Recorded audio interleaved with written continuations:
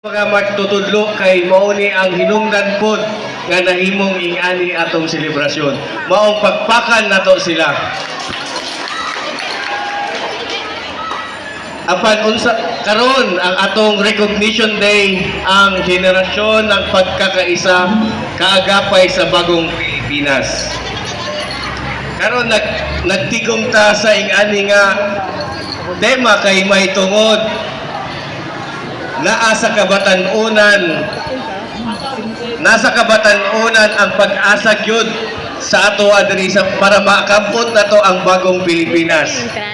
Kay nakita na nato kung unsa sila malingkamot muporsigi aron makabot ang ilang mga pangandoy. So ang ako lang gusto nako gina-congratulate ta mo kay may tungod na naabtan ninyo karing adlaw.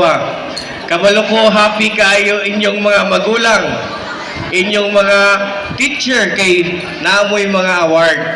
So karon ushon nako congratulations o di lang siguro nako tason diri lang kutob maayong buntag kanatong ka.